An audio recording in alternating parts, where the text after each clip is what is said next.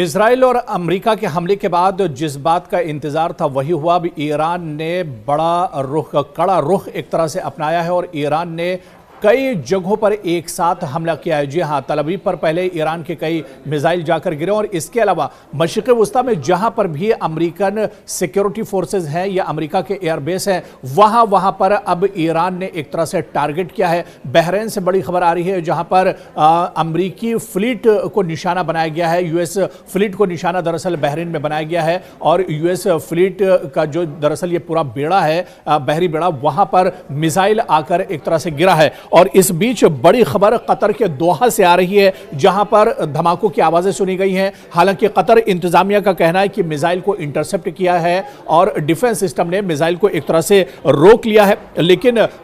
قطر نے اس بات کو مانا ہے کہ ایران کا میزائل ایک طرح سے دوحہ میں بھی آ کر گرا ہے اور اس کی آواز، دھماکے کی آواز ایک طرح سے سنائی دی ہے، کیونکہ پورے مشرق وسطیٰ کی اگر بات کریں یہاں پر امریکہ کے سیکیورٹی فورسز کے ایئر بیس جتنے بھی عرب ممالک ہیں، جتنے بھی یہاں پر چھوٹے چھوٹے ممالک ہیں، ان سبھی ممالک میں امریکہ کے ایئر بیس بنے ہوئے ہیں۔ اور ایران نے پہلے ہی کہا تھا کہ اگر دشمن نے ہماری طرف نگاہ اٹھا کر دیکھی، دشمن نے اگر ناپاک ارادہ ظاہر کیا یا دشمن اگر ہم پر حملہ کرتا ہے تو پھر ہم دشمن کو نیست و نابود کر دیں گے اور مشرق وسطیٰ میں جہاں جہاں امریکہ کے ایئر بیس ہیں انہیں ایک طرح سے ختم کر دیا جائے گا۔ تو ایران نے جیسا کہا تھا ویسا ہی اب ایران کی طرف سے جواب دیا جا رہا ہے۔ ایران نے یہ بھی کہا تھا، ایران کے سپریم لیڈر آیت اللہ علی خامنئی نے، کہ جنگ ہم نہیں چھیڑیں گے، شروعات ہم نہیں کریں گے، لیکن دشمن اگر جنگ چھیڑتا ہے تو اسے خمیازہ بھگتنا ہوگا۔ اور یہی وجہ ہے کہ مشرق وسطیٰ میں جہاں جہاں امریکہ کے ایئر بیس ہیں وہاں پر ایران نے اب ایک طرح سے حملہ کیا ہے اور وہاں پر میزائل سے اٹیک کیا ہے۔ دراصل پورے مشرق وسطیٰ کو اب سمجھنا ہوگا، پورے مشرق وسطیٰ میں ایک طرح سے ہلچل تیز ہو گئی ہے، پورے مشرق وسطیٰ میں اب ایک طرح سے تباہی کے دہانے پر ہے پورا مشرق وسطیٰ۔ اور اسے دراصل اگر سمجھا جائے کیونکہ پورے یو ایس ملٹری کی جو پریزنس ہے وہ اس پورے خطے میں ہے، پورے مشرق وسطیٰ پورے ریجن میں ہے۔ اور اس میں اگر ہم لبنان سے بات کریں اور اس کے علاوہ سیریا کی بات کریں، جارڈن، عراق، ایران، کویت اور اسی طرح سے بحرین، قطر اور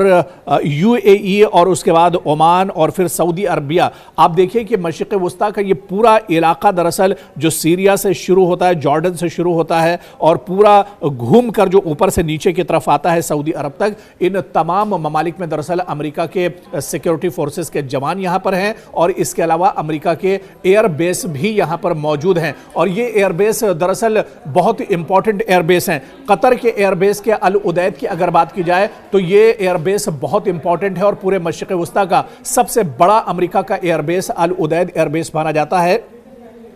جہاں پر ایران نے اٹیک کیا ہے۔ ایران کا میزائل یہاں پر بھی آ کر گرا ہے، اس کے علاوہ لبنان میں بھی ایک میزائل آ کر گرا ہے، سیریا میں بھی جہاں پر ایئر بیس ہے وہاں پر بھی ایران کا میزائل آ کر گرا ہے۔ تو جس طرح سے ایران نے کہا تھا کہ وہ کڑا رخ اپنائے گا اور دشمن کو منہ توڑ جواب دے گا، ٹھیک اسی طرح سے اسرائیل اور امریکہ کے حملے کے بعد اب ایران نے کڑا رخ اپنایا ہے اور ایران کی طرف سے اب لگاتار جوابی کارروائی ہو رہی ہے۔ یعنی ایران نے جو بات کہی تھی کہ دشمن کو تباہ و برباد کر دے گا، سب سے زیادہ اب جو پریشانی ہے وہ اسرائیل کے ساتھ ہے، کیونکہ اسرائیل نے امریکہ کے کہنے پر یہ حملہ تو ضرور کیا ہے لیکن اب مشرق وسطیٰ میں اسرائیل ایک طرح سے پھنسا ہوا ہے۔ آپ جس طرح سے کچھ دیر پہلے خبر آئی تھی اور باقاعدہ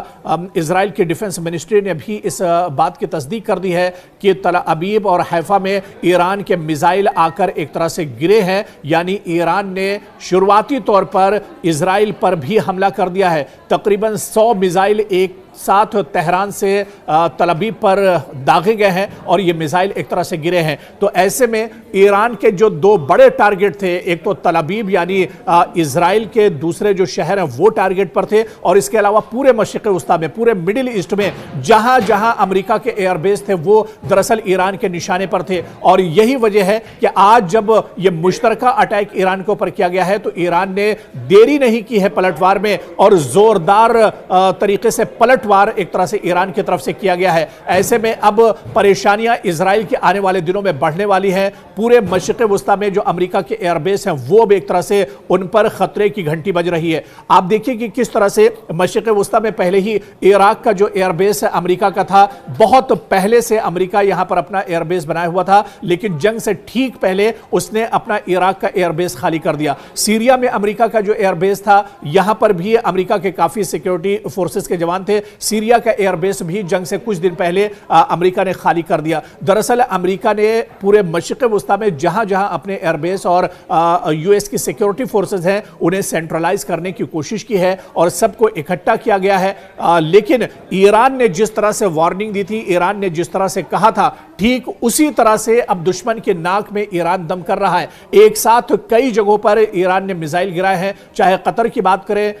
या इसके अलावा लबनान की बात करें या दूसरे और जो ममालिक है वहां पर धमाकों की आवाजें सुनाई दी हैं। तो कुल मिलाकर अब मशरिक़ वस्ता में ईरान अमेरिका को घेरने की पूरी कोशिश कर रहा है, बल्कि यह कहा जाए कि अमेरिका एक तरह से पहले से ही घिरा हुआ है। या फिर इजराइल की अगर बात की जाए, इजराइल भी अब मशरिक़ वस्ता में एक तरह से घिरता हुआ नजर आ रहा है। आप देखिए कि इस लड़ाई में सिर्फ मशरिक़ वस्ता में ईरान दरअसल अकेला नहीं है, ईरान का जो प्रॉक्सी नेटवर्क है वो बहुत इंपॉर्टेंट हो जाता है। अब इसमें ईरान के साथ जो हुसी लड़ाके हैं वो भी एक तरह से खड़े होंगे, लबनान भी इस जंग में एक तरह से खड़ा होगा और हिजबुल्लाह जो है वो कहीं ना कहीं हिजबुल्लाह के जो मुजाहिदीन और लड़ाके हैं वो अब अमेरिका और इजराइल के लिए एक